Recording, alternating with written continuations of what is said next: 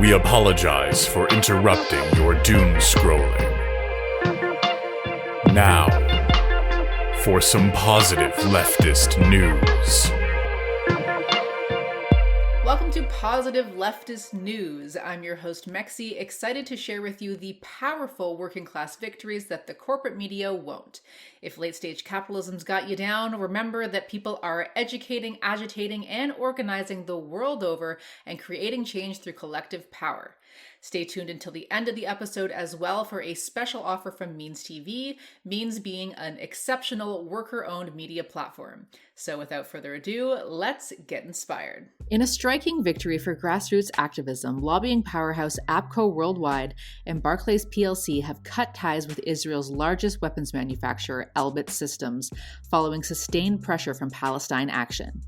The UK-based activist group's Disruptive Direct Action targeted APCO's London offices twice, covering the premises in red paint and holding banners accusing the firm of lobbying for genocide. The protests, which went viral online, reportedly caused internal dissent, leading APCO to confirm Elbit as a former client. Barclays' decision to divest from Elbit came after a year-long campaign that included over 50 protests. Activists painted branches red to highlight the bank's involvement. Both moves are big victories in the fight for Palestinian liberation. A Palestine Action spokesperson said these victories showed that the Israel lobby can be defeated.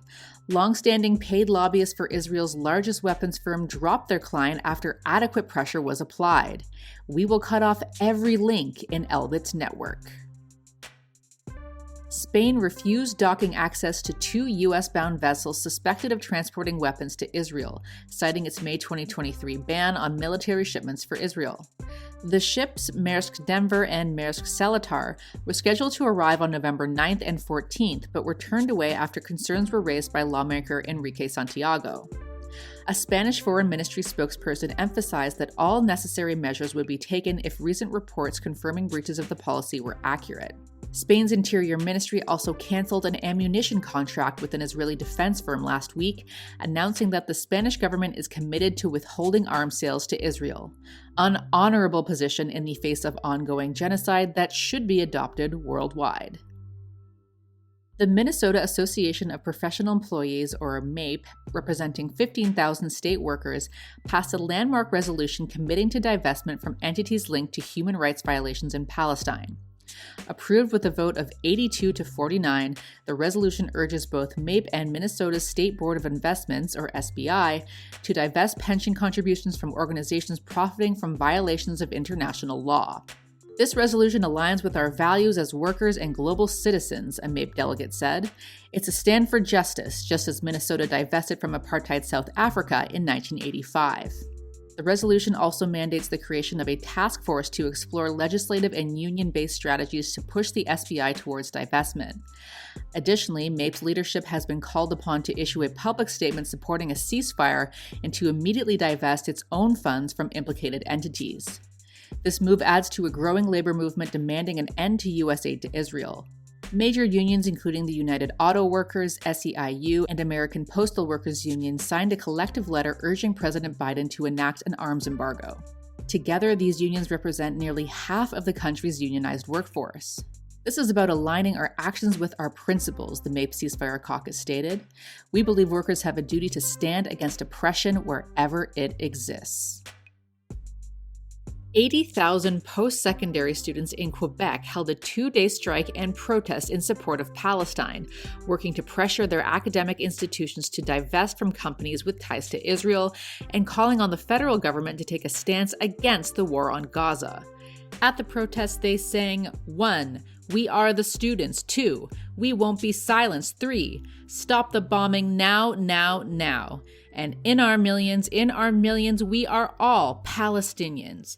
While this month's strike lasted 2 days, organizers say longer and possibly indefinite strikes are on the horizon. Major solidarity and all power to the students. The International Criminal Court has officially issued arrest warrants for both Benjamin Netanyahu, Prime Minister of Israel, and Yoav Gallant, Israel's former Minister of Defense. The chamber found reasonable grounds to believe that since October 8th, Netanyahu and Gallant played primary roles in the committing of war crimes and crimes against humanity. These include the use of starvation as a method of warfare and intentionally directing attacks against civilian populations of Gaza. While court proceedings could take years, this represents a seismic shift in the struggle against Western colonialism. For the first time in history, an international legal institution has issued an arrest warrant for a Western leader. Netanyahu and Gallant now cannot travel to any country that is a member of the ICC without being arrested. In addition, member countries are legally empowered to interdict any aircraft in their airspace that is carrying either of the accused and force it to land. Legally, Palestinians are no longer non-people. These warrants have affirmed their humanity and the voices of billions in the global south. While the US is stubbornly holding fast to their support for Israel, calling the warrant outrageous, happily, other Western colonial and imperial powers, including Canada and several EU countries, have said that they will abide by the court's decision. The shape of the global power structure is shifting, and there's no doubt that this is only the tip of the iceberg. Many more lawsuits and sanctions are coming down the pipeline for the genocidal state and its enablers. These warrants mark a historical step toward ending Israel's impunity. In a major victory after 140 years of dispossession and 16 years of persistent struggle, a Mapuche community in Chile's Los Rios region has recovered 504 hectares of ancestral land. This milestone, formalized through the National Corporation for Indigenous Development, was celebrated with a public ceremony attended by over 100 people.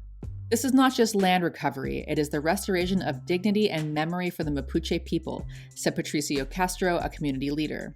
The land, once usurped by the Chilean state and transferred to foreign settlers, will now be managed under a cooperative agroecological model aimed at fostering sustainability and addressing food insecurity. Jose Antonier called on others to embrace collective land management. Working together is the key to defeating poverty and protecting our resources.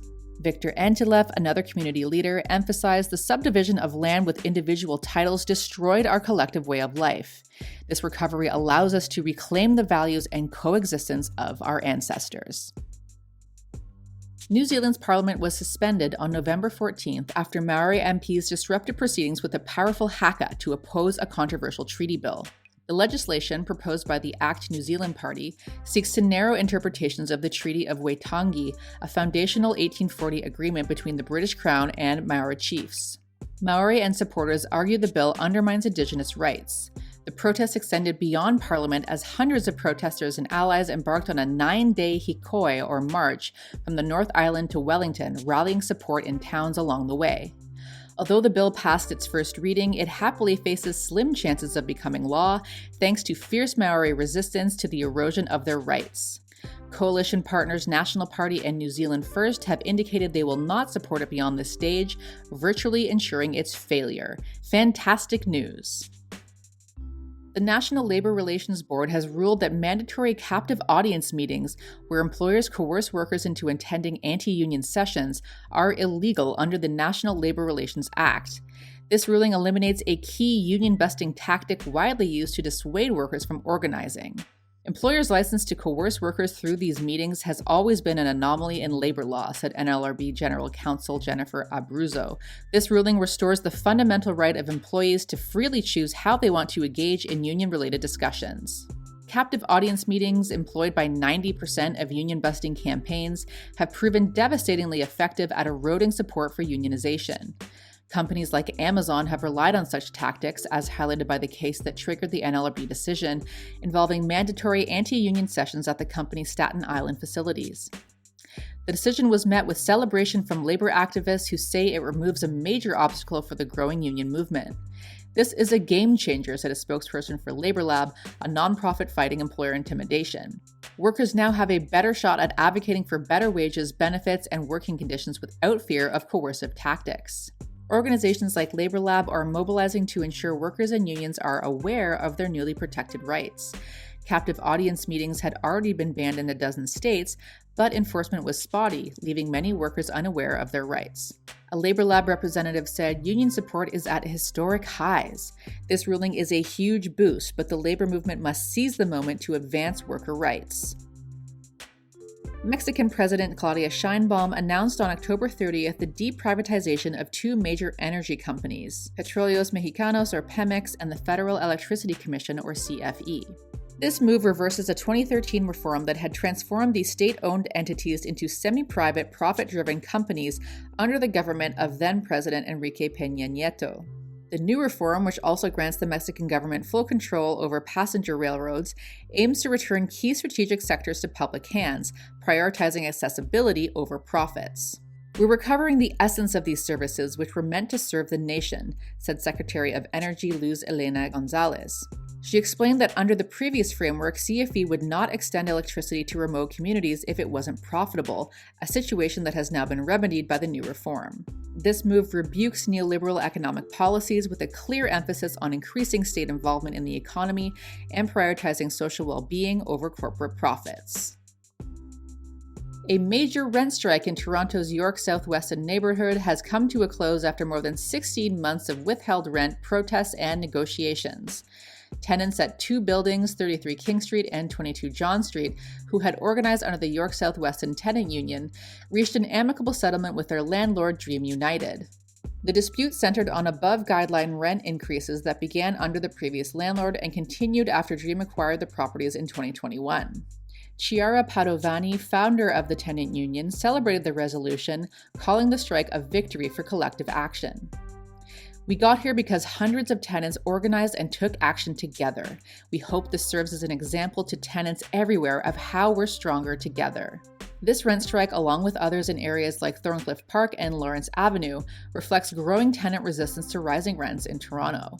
As housing costs continue to climb, experts predict more rent strikes will occur, as indeed they should, a testament to the power of collective action. In a hilarious turn of events, satirical news outlet The Onion has acquired InfoWars, the controversial platform founded by right-wing grifter Alex Jones. The acquisition, confirmed on November 14th, follows a 2022 ruling in which Jones was found liable for nearly $1.5 billion in damages for defaming the families of Sandy Hook victims by falsely claiming the 2012 school shooting was a hoax.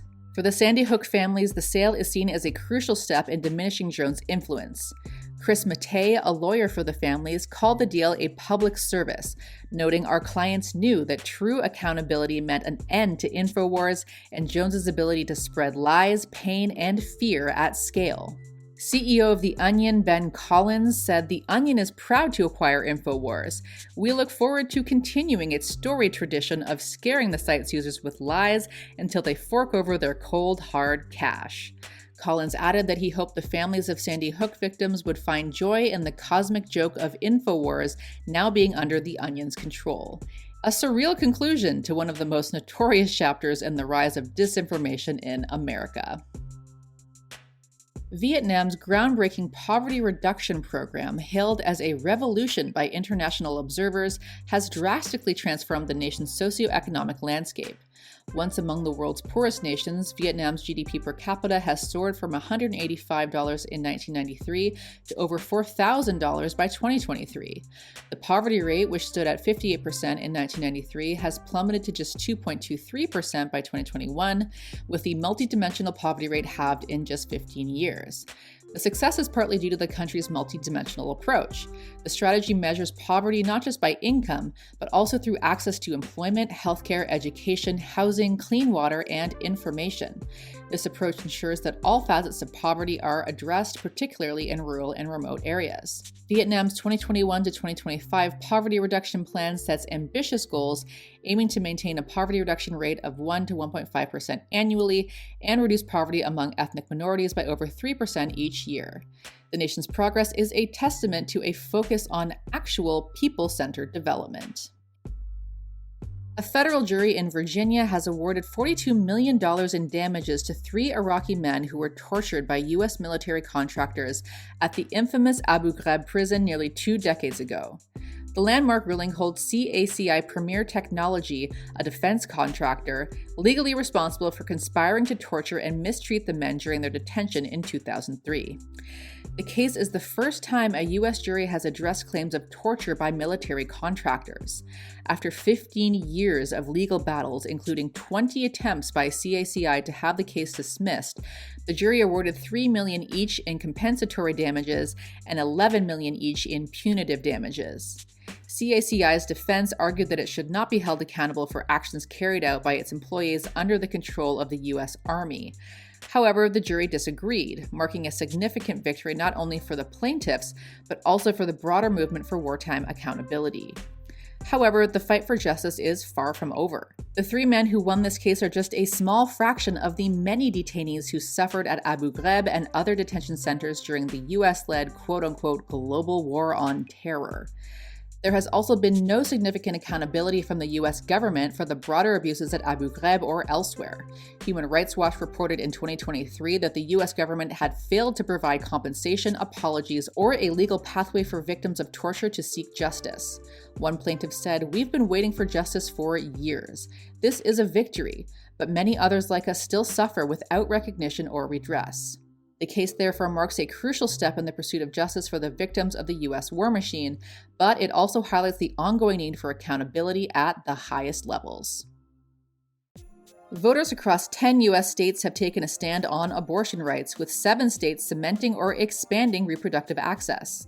On November 5th, in the aftermath of the U.S. Supreme Court's 2022 overturning of Roe v. Wade, voters in Arizona, Colorado, Maryland, Missouri, Nevada, New York, and Montana overwhelmingly supported measures enshrining abortion rights in their state constitutions. These victories, some of which overturn near-total bans, provide vital protections for those seeking reproductive care in a landscape of escalating bans and restrictions nationwide. These wins are a direct response to the failures of the political system to protect our rights, said Claudia de la Cruz, a prominent voice in the movement for reproductive justice. We are standing up to ensure that everyone, no matter where they live, has the right to make decisions about their own body. This wave shows the power of grassroots movements in defending reproductive rights. However, challenges remain, especially in southern and rural areas where access to care continues to diminish. As long as abortion is at risk, our work is not done, said De La Cruz. This is a fight for our lives, and we will keep pressing forward. In Medellin, Colombia, workers are transforming the city's streets into vibrant, tree-filled green corridors designed to combat extreme urban heat and air pollution. Once notorious for its urban heat island effect, where temperatures in the city far exceeded those of surrounding areas, Medellin has launched a bold, people-powered plan to reverse years of rapid, unchecked development. Since 2016, under the leadership of former Mayor Federico Gutierrez, the city has created 30 green corridors, planting 2.5 million plants and 880,000 trees across 70 hectares of green space. These corridors, which span streets, parks, and even metro stations, mimic natural forests and provide cooling shade to residents. The effort is already yielding results. Temperatures have dropped by 2 degrees Celsius in just 3 years, and further cooling is expected as more plants take root. The corridors also tackle air pollution and foster biodiversity. Research shows that several of the planted species absorb harmful pollutants that can cause respiratory diseases. Additionally, wildlife is returning to the city, with 30 species of butterflies recorded in one corridor alone. Citizen gardeners, many from disadvantaged backgrounds, maintain the green spaces. It really improves the quality of life here, says gardener Victoria Perez, who grew up in a poor neighborhood. Mayor Gutierrez is committed to expanding the initiative, with plans to link more green spaces to the city's halls and streams. Medellin's green corridors offer a promising blueprint for cities worldwide looking to mitigate the effects of climate change while improving urban life. If you have good news from the current month, please send your stories to mexi@protonmail.com. As mentioned, we have a special offer for viewers from MeansTV, which is a worker-owned cooperative dedicated to supporting and producing anti-capitalist media. The streaming service hosts us along with other rad creators like Second Thought and Luna Oy, full-length documentaries like Abby Martin's Gaza Fights for Freedom, and Means original content like Means Morning News, Seriously Wrong's Papa and Boy, and much more. We're happy to announce that we are now able to offer viewers a discount on joining MeansTV. If you sign up using our link and code, which is MEXI, you'll get 20% off your first month, which comes to $7.99. Or you can go with the annual option and get 20% off the entire year. Signing up using our code not only directly contributes to the financial sustainability of the Means Cooperative Media Project, but is also a great way to support our channel. So if you have the means, consider taking us up on this discount. The link and code are in the description box below. Thank you to Javi for the positive news jams. Thank you to Cosmo for the positive news background. Thank you to Catherine and me for script writing and production, and yours truly again for hosting and editing this one. If you'd like to support the show, please go to patreon.com/positiveleftistnews, or you can give us a one-time tip. The link is in the description box below.